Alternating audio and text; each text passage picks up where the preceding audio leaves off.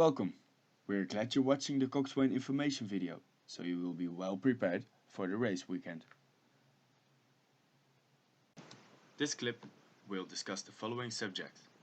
First, the general information, followed by the timetable, qualification rules, weighing, shirt numbers and bow numbers. We will also discuss the starting procedures of all 4 distances and corresponding bridges. Also, we will discuss overtakings, and at last we will discuss the procedure of submitting protests. Starting with the general information. It is important to be aware of the emergency number. In the unlikely event of a calamity, you should contact this emergency number. It is advised to save this number into your phone prior to the event.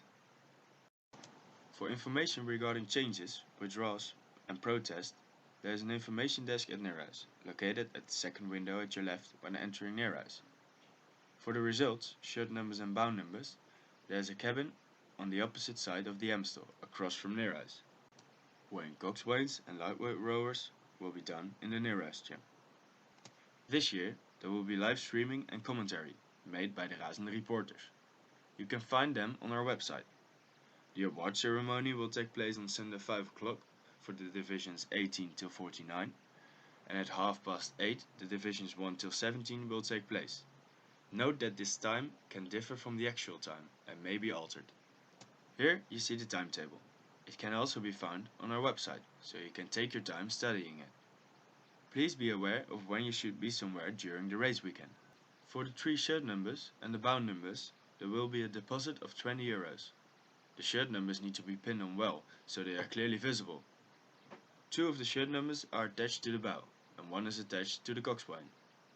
The shirt numbers and bow numbers should be attached appropriately, like it shows in the picture. First pickup is on Saturday morning. Times of the pickup can be found in the timetable. Note that you need to change your numbers for every other distance. The weighing of the Coxswains for the divisions 1 till 17 is only on Saturday. This happens 2 to 1 hour before the start of the block, at the Neerhuis gym. The weighing is done only in race clothing, so no extra clothing is allowed. The same applies for lightweight rowers. They only have to weigh in on Saturday for the whole weekend. This happens for the men in order of draw between 2 and 3. Note that the women do weigh in between 12 and 1. Now the starting procedures for every single distance will be addressed. But before we start, it is important to know about the following. Please note that between starting time, priority will be given to the boats that have to change crews at the dock, and crews launching to go to the start. Other crews are asked to stay on the water as long as possible, until all crews going to the start are launched. The starting procedure is as follows. Crews row in light pedal up to the starting area and accelerate from there to meet their racing speed. The starting line will be passed at racing speed. Crews start after each other.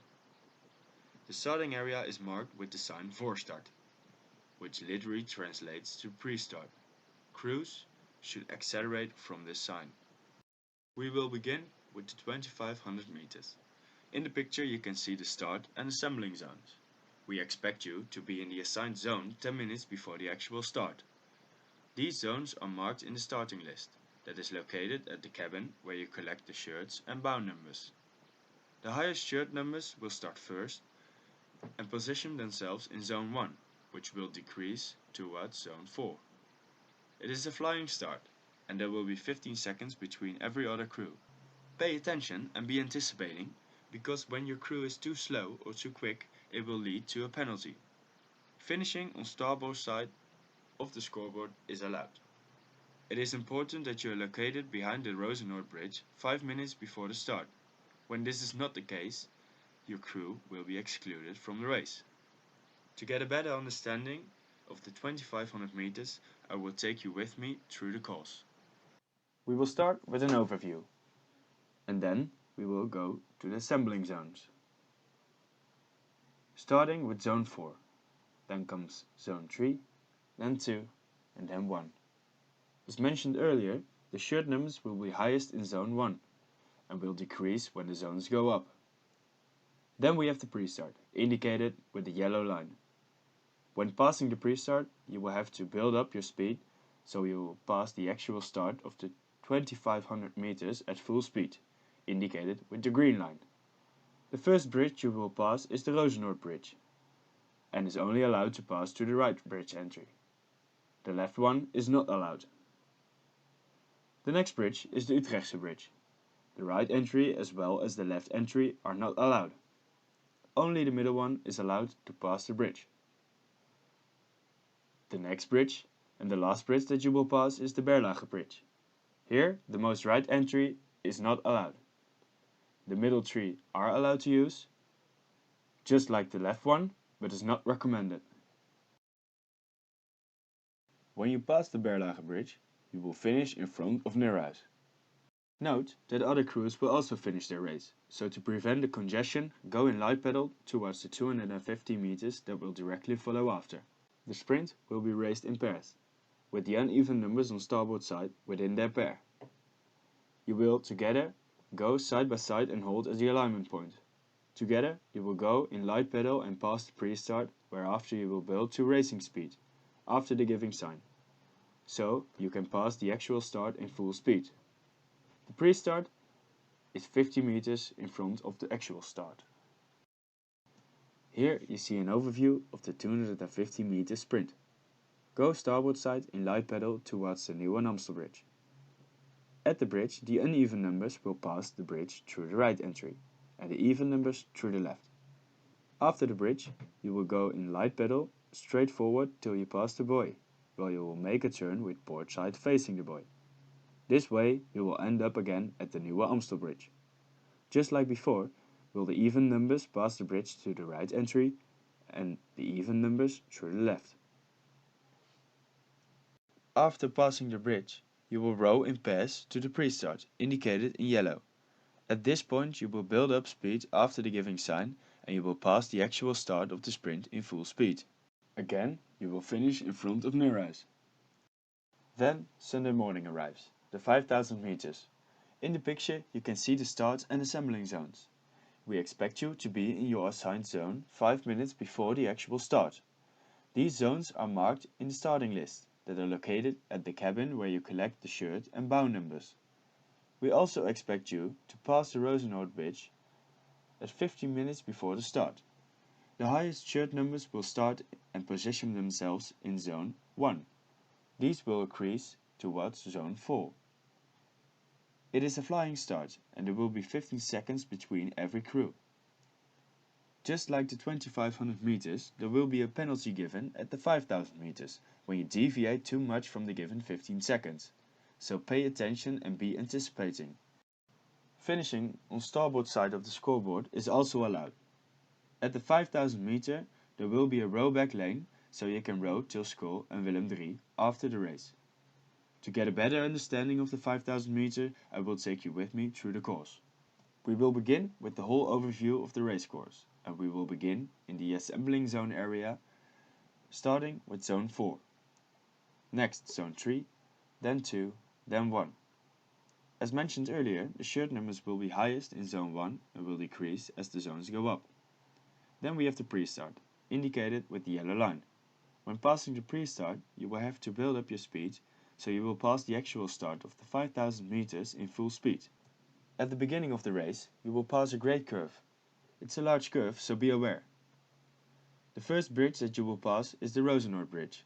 In contrast to the 2500 meters, it is in the 5000 meters allowed to use both bridge entries. The next bridge is the Utrechtse Bridge. The right entry as well as the left entry are not allowed to use. Only the middle one is allowed to pass the bridge. The next and the last bridge that you will pass is the Berlage Bridge. Here, the most right entry is not allowed. The middle three are allowed to use, just like the left one, but it's not recommended. When you pass the Berlage Bridge, you will finish in front of Neerhuis. Now we have reached the final distance of the race weekend, the 750 meters.